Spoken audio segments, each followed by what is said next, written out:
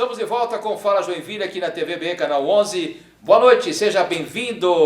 Agora é nosso quadro de entrevista, nosso quadro de saúde, sempre trazendo aqui um especialista para nos dar muitas dicas importantes. Hoje eu estou trazendo aqui o Dr. Paulo Guimarães Júnior, ele é nutrólogo, médico e uma pessoa que tem um conhecimento especial nesse assunto que nós vamos abordar hoje. Assunto até que me interessa, né? Doutor, boa noite, obrigado pela sua presença aqui em nosso estúdio, seja muito bem-vindo. Boa noite, muito obrigado pelo convite aí para poder dar essa entrevista. A gente está feliz aí de trazer informação para todo mundo. Bom, hoje nós vamos falar sobre andropausa, né? E... estou chegando lá, eu já cheguei, não sei. Doutor, o que é andropausa? Andropausa nada mais é do que quando o organismo do homem começa a ter uma produção mais deficitária do hormônio chamado testosterona. A gente sabe que o organismo humano ele tem toda uma maestria no seu funcionamento através dos hormônios. Se tirar o hormônio, a gente deixa de ser a gente, né? Então acaba que lá depois dos 50 anos de idade é mais comum acontecer então essa queda da produção de hormônio. Ainda falta muitos anos para mim. Pois é, a grande questão é que essa produção hormonal ela é muito influenciada pelo ambiente externo. Então, se a pessoa ela se encontra em algumas situações de estresse, quando ela tem hábitos de vida ruim, quando ela troca o dia pela noite, quando tem uma alimentação completamente desregrada, é mais comum que essa andropausa aconteça antes. Eu, no meu dia a dia, eu já peguei alguns pacientes, por exemplo, assim, que têm 20, 25 anos, que estão com testosterona muito menor do que outros pacientes de 60 anos.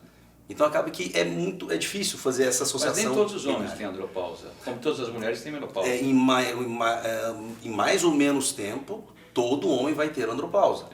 Falar essa questão de andropausa fica parecendo que desaparece do nada, né? Nenhum hormônio chega e para de ser produzido abruptamente do nada. Só se a pessoa chegar, né, e realmente perder o testículo, alguma coisa assim.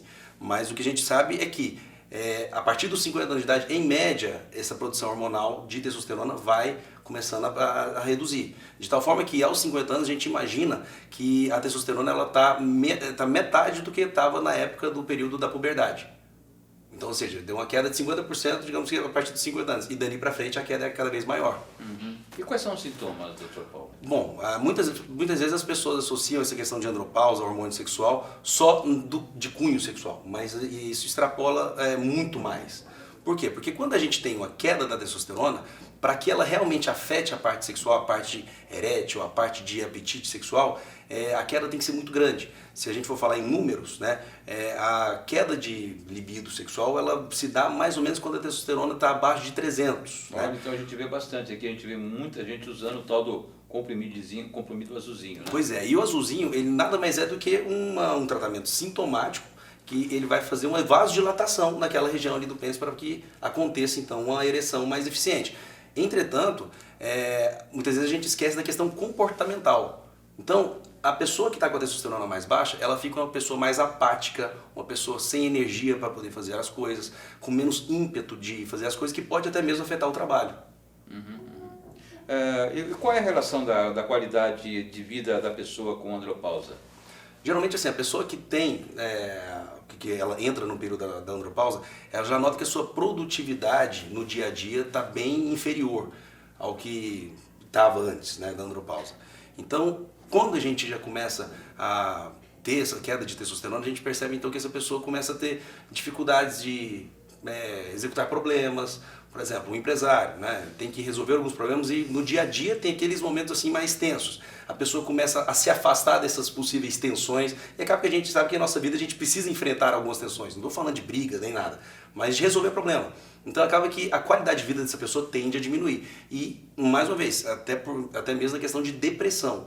A pessoa que está na andropausa, ela tem uma predisposição muito maior a entrar naquele quadro que a psiquiatria compreende como depressão. Porque a depressão nada mais é do que aquele quadro clínico. Então, muitas vezes, se a gente não investigar direitinho, a gente vai tomar um antidepressivo, mas acaba que não repõe o que está faltando mesmo.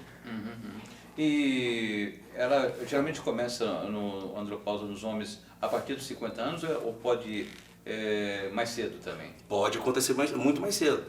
Muito mais cedo, assim, que idade? É possível que venha até, assim, é muito frequente hoje com as pessoas que estão nessa vida sedentária, nessa vida que as pessoas não estão se cuidando, que a alimentação está muito estranha, né? Muita coisa industrializada.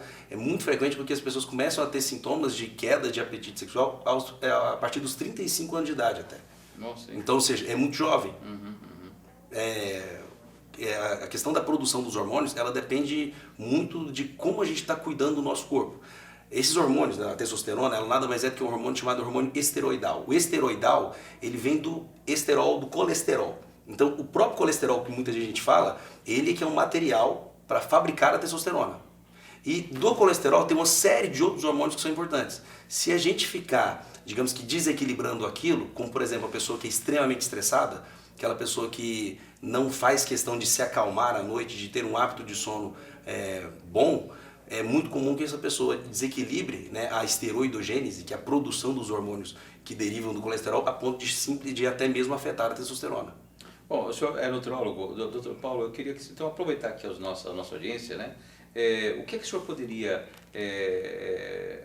receitar, né, para os nossos telespectadores que estão assistindo, para, assim, bom, eu já estou com uns 40 e poucos anos, né?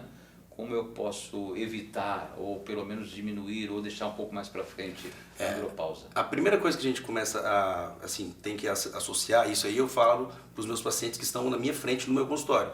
A pessoa entrar num hábito de vida mais adequado. Ou seja, a pessoa que faz mais atividade física, essa pessoa tem a andropausa dela mais postergada. A pessoa, quanto melhor o ritmo de atividade física dela, maior é a produção de testosterona, até mesmo durante o treino, que isso aí também acontece. A gente pode induzir o nosso organismo a produzir mais hormônio. Né? E a pessoa, quando ela tem então um ciclo circadiano, ou seja, durante o dia ela trabalha e durante a noite ela descansa, se ela força isso aí, geralmente o período os hormônios delas ficam menos afetados. Uhum. Agora, quando a gente vai para o consultório, aí a situação já fica mais individualizada. Por quê? Porque a gente solicita exame, verifica como que está, investiga no paciente como que está, digamos que o dia a dia dele, onde que pode ser ajudado, e aí tem uma vasta gama de possibilidades para poder repor essa testosterona, que vai desde gel de testosterona até mesmo algumas medicações que são injetáveis. Então assim tem a parte química também, né, para cuidar da andropausa. Sim, eu costumo dizer que assim, se a gente comprasse um Quer carro... dizer, o homem só sente no caso da testosterona. Por exemplo, a mulher com a menopausa, ela sente aqueles calores à noite, né? Sofre. Gente, olha, é impressionante e até eu falo, caramba, ainda bem que os homens não têm isso, a andropausa não causa esses calores, né? Na verdade é que no caso da mulher, como ela já tem uma produção de hormônio que ela é cíclica, então essa maestria ela é um pouquinho mais complicadinha, né? Mas todos esses sintomas que você disse, eles são secundários a uma queda de algum outro hormônio. Por exemplo, quando a mulher sente calorão, é porque existe um hormônio chamado estradiol que cai de uma vez, né, no caso dela. Então essa falta desse estradiol faz com que ela afete a capacidade do organismo dela de controlar a temperatura, por isso que ela sente calor. No caso da progesterona, pode deixar ela com um desequilíbrio emocional muito grande. Então assim, tudo isso aí são fatores que são importantes. Agora, no caso do homem, né, não dá pra gente poder sair falando, poxa, que bom que eu não sinto aquilo. É porque os sintomas são outros. Então, ou seja, né, antes o homem estava tendo uma testosterona por volta de uns 800 a 1000 na puberdade, quando ele ultrapassa lá os seus 60 anos, chega a 200, a 150, então a queda muscular é muito baixa, a capacidade de pegar peso é menor. Quer dizer, no homem vai tudo caindo, né?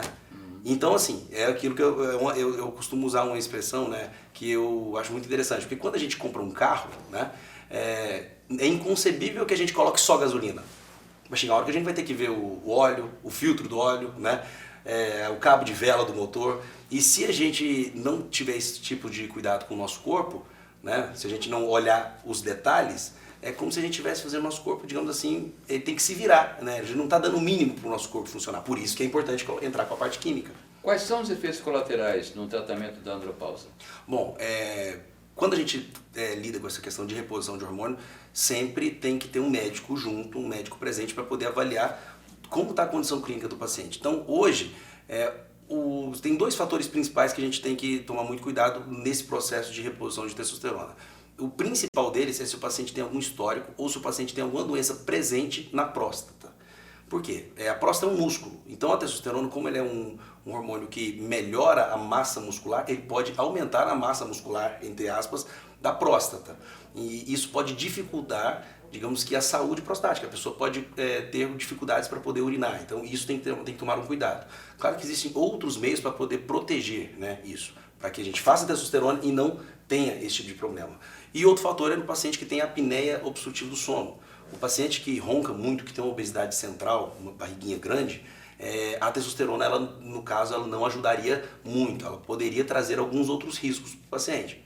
Então, ou seja, sempre o cuidado tem que ser um cuidado multidisciplinar, um cuidado sistêmico, a gente tem que cuidar de todos os itens de saúde do paciente. Todos os homens podem fazer o tratamento para andropausa ou existem exceções, doutor? Então, a exceção principalmente é se o paciente tiver um câncer de próstata ativo, Tá. né? Se o paciente realmente tiver essa apneia obstrutiva do sono, mas digamos que geralmente quase todos os homens podem, eles podem se submeter ao tratamento de reposição de testosterona.